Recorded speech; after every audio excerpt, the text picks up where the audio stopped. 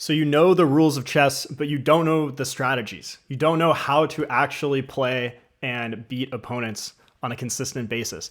You are in the right place. That's the purpose of today's video. And once you learn the three main principles I'm going to teach you today, you're going to have a much better framework, a much better template of what you should be aiming for in every game. And this is not only going to serve you well now in the beginning part of your learning journey, it's also, this is still what I think about as a top like 1 or 2% player online in chess. And it's also what the top players at the highest level think about. And also just knowing these makes chess much more fun because you won't feel lost. You'll feel like you have a guiding light. With that, let's jump into today's video. So we're going to cover the ultimate beginner, very first chess lesson. This is what I teach people. Let's go. I'm very excited to bring this to you. This is just going to be a rough video. I might do a better version of this in the future, but for now, I've put this off for too long. I have to just put something out there. Let's get started.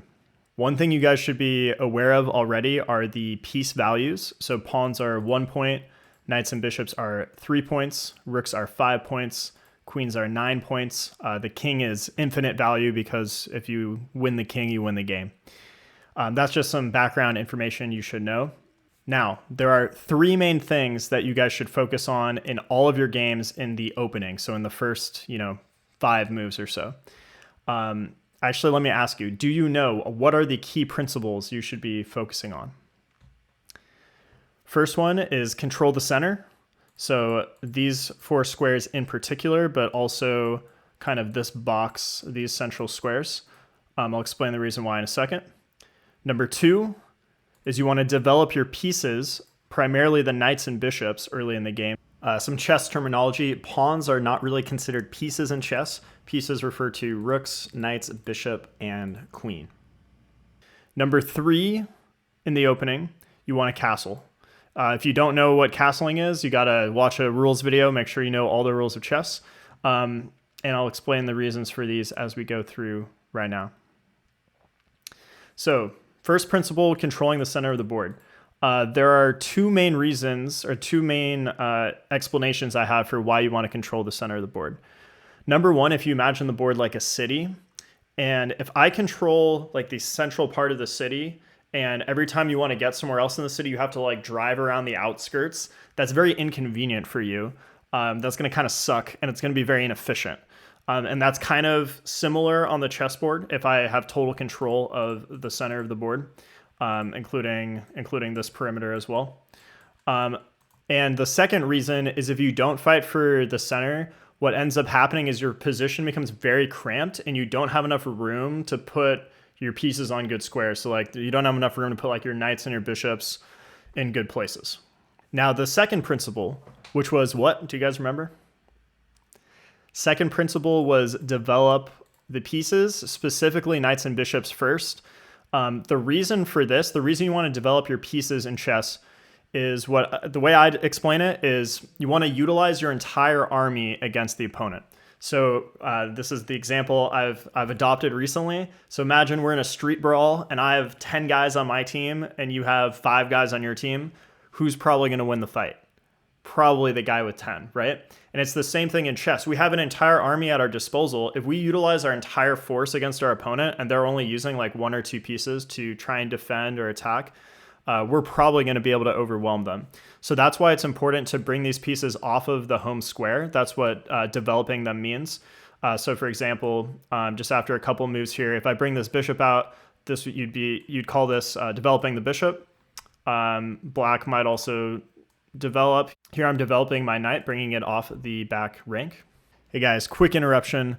Unfortunately, after I recorded this video, I found out that my camera kind of froze during parts of it. I've done my best to smooth things out. So some of the board movements, I actually went back and re-recorded so everything looked smooth and the board showed exactly what I was intending it to for you guys, which was a decent amount of effort, by the way, but you guys are worth it. So yeah, I've smoothed out the board, but my face is still going to freeze sometimes. So I'll sort this issue out in the future. It shouldn't be a problem. But for this time, thank you for your understanding. All right, let's get back to it. And what was the third principle? Do you guys remember? Third principle was you want to castle in the opening. Almost every single game you should castle. For now, just assume every game you should. The reason, do you guys know why you might want to castle? There's two, I'd say there's two reasons. The main reason is king safety. So let me put a few moves on the board just so I can like show you guys what castling looks like. So here I castle. The main reason you want to castle every game is because your king is generally safer in the corner than it is in the middle. That is super ultra important. The king is almost always going to be safer in the corner, so long as you still kind of have like a wall of pawns. Now in chess, this is also important, guys. There's not always hard and fast rules. So I'm saying the king is almost always better here, and for now you should accept that as gospel. But sometimes you need to know when to break rules in chess. That'll come later on. Break not the literal rules, but the principles. So yeah, you almost always want to castle, and you want to make sure you keep these pawns near you for safety. I equate it to boxing. If you have your hands here in boxing, you can defend yourself. Once you bring your hands out here, someone can just give you a hook around the hands and you're not defended. So you got to keep the shield near you. So what I mean by that is don't start like sending all of these pawns like pawn storm, and then you don't have your wall in front of you anymore.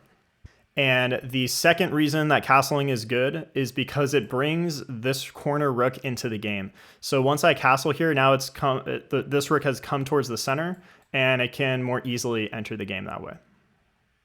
Little review. Okay, so there are three main principles we should do every game in the opening, first few moves.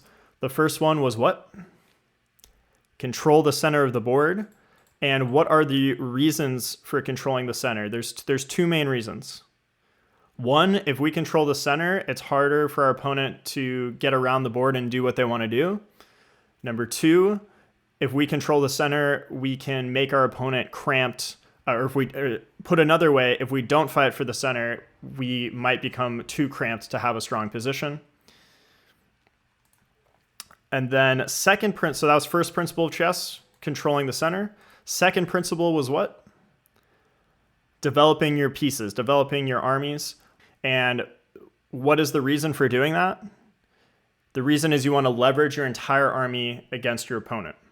And by the way, these principles are no particular order, they're all important.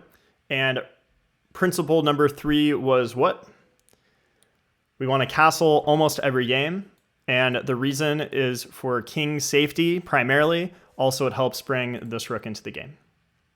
Great, so now I'm going to show you guys an example game that I'm just going to make up, and I'm going to try to demonstrate these principles in action.